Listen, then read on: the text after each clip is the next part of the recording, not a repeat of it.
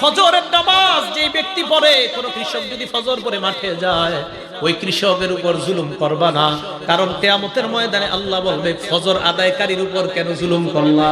ফজর আদায়কারীকে না আমি নিরাপত্তা দিয়েছিলাম, তুমি কেন তার উপর জুলুম করলা? ফজর আদায়কারী না আমি আল্লাহর জিম্মায় চলে গেছে, তারে জুলুম করলা কেন তুমি? নবীজি বললেন সাবধান, আল্লাহর জিম্মায় যারা আছে তার ব্যাপারে যেন তোমাদেরকে প্রশ্ন না করে। এটা হলো ফজরের নামাজ পড়ার উপকারিতা। তো ফজরের নামাজের মাধ্যমে ইনশাআল্লাহ আমরা দিন শুরু করব। ফজরের নামাজ কেউ আজকে থেকে, আগেও করি না ইনশাআল্লাহ, আজকে থেকে কেউ কাজা করব না, স্বজ্ঞানে করব না ইনশাআল্লাহ। হাত তুলেন ইনশাআল্লাহ, আল্লাহ কবুল করেন। ফজরের আগে সুন্নত কয় রাকাত? বিসমিল্লাহ। এই 2 রাকাত সুন্নতের ব্যাপারে নবীজি বলেন, ক্বালা রাসূলুল্লাহ সাল্লাল্লাহু আলাইহি ওয়াসাল্লাম, আল্লাহর নবী বলেন, রাকাতুল ফজরি আহাব্বু ইলাইয়া মিনাদ দুনিয়া ওয়া মা ফিহা।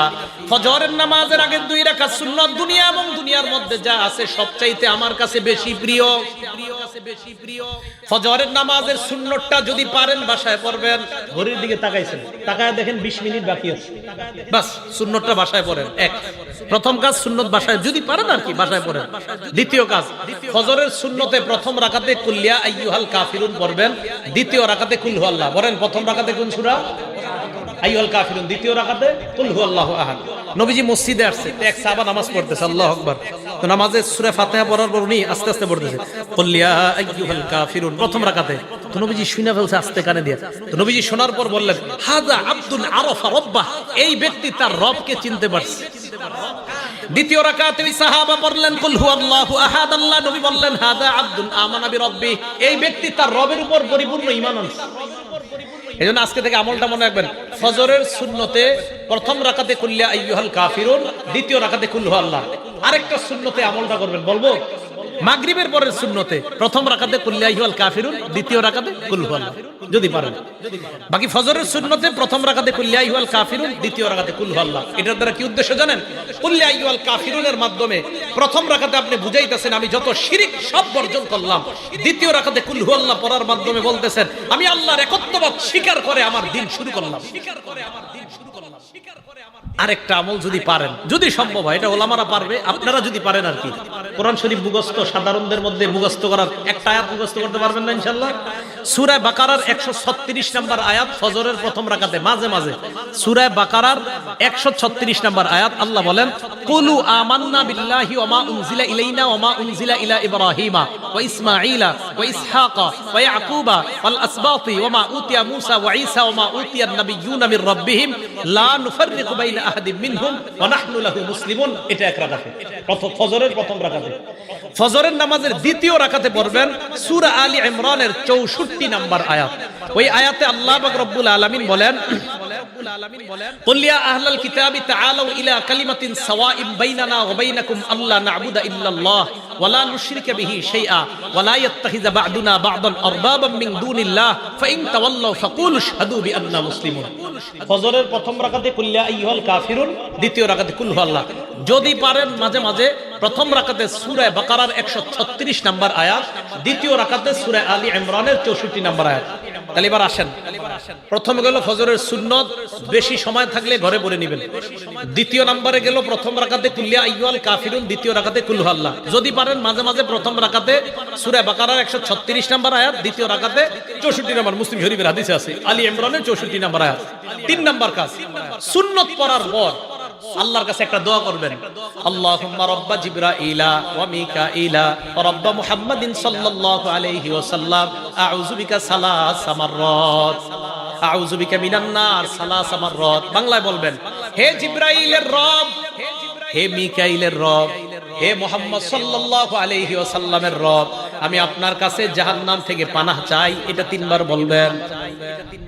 ফজর পড়লেন, সুন্নত পড়লেন, সুন্নতের পর আল্লাহর কাছে বলবেন, আল্লাহ জিবরাইলের রব, মিকাইলের রব, মুহাম্মদ সাল্লাল্লাহু আলাইহি সাল্লামের রব, আমি আপনার কাছে জাহান্নাম থেকে পানাহ চাই। 3 বার বলবেন।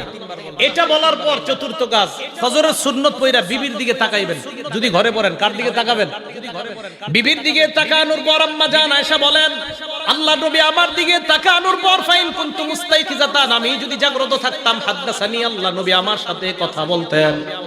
তাহলে মনে রাখবেন, ফজরের সুন্নত পড়ার পর বিবির দিকে তাকানোর পর যদি দেখেন বিবি জাগ্রত, কথা বলবেন, এই নিয়তে কথা বলবেন আমার নবী তার বিবির সাথে কথা বলতেন, আমিও বিবির সাথে কথা বললাম, আল্লাহ নবীর সুন্নত আদায় হয়ে যায়।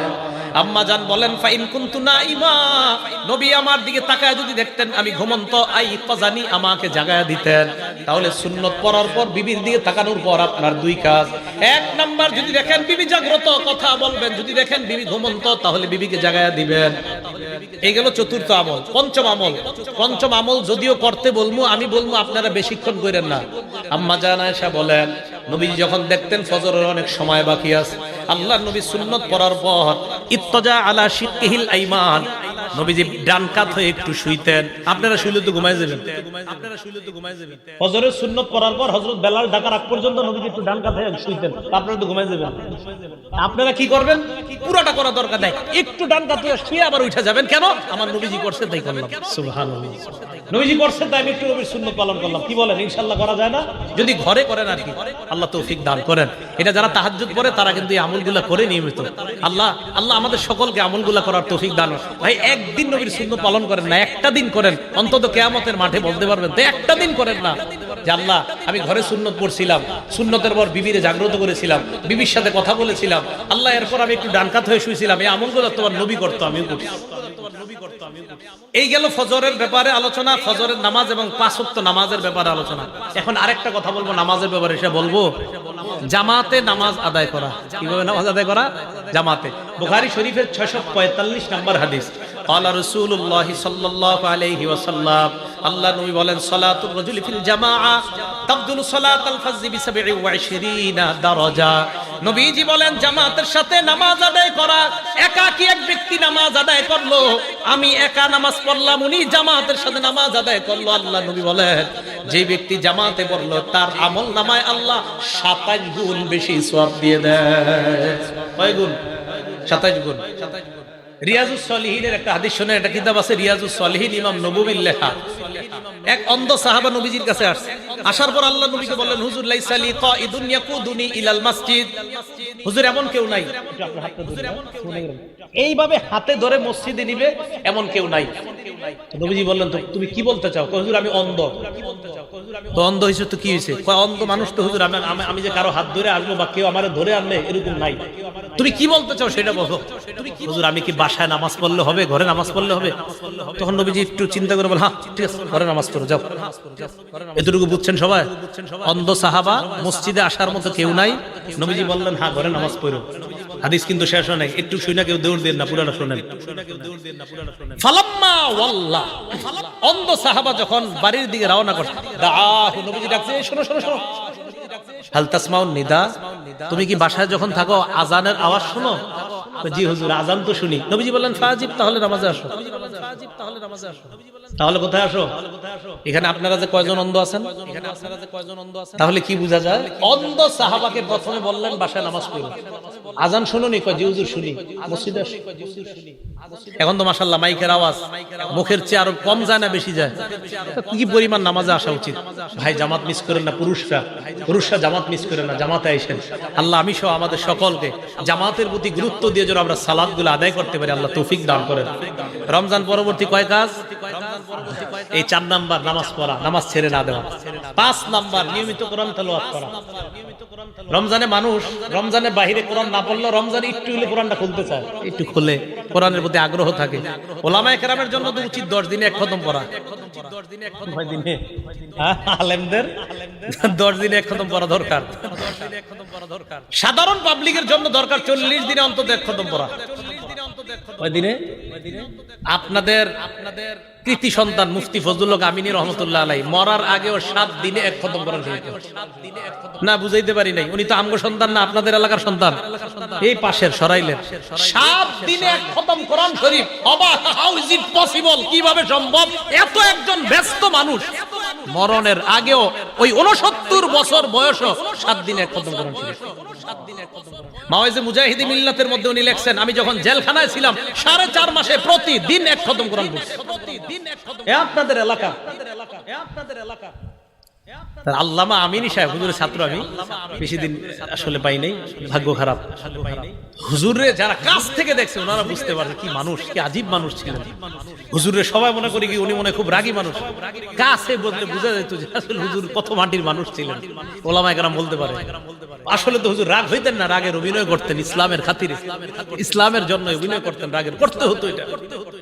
হ্যাঁ, আমরা আলেম সমাজের হুজুর একটু রাগী হিসেবে পরিচয়, ওমর ফারুকের মতো বাবার। আসলে ওমর ফারুক বলেন, মুফতি আমিনী রহমতুল্লাহ আলাইহি তাদেরকে বলেন আসলে তারা তো রাগী না, বরং ইসলামের খাতিরে রাগ হওয়াটা এটা রাগ না, ইসলামের জন্য।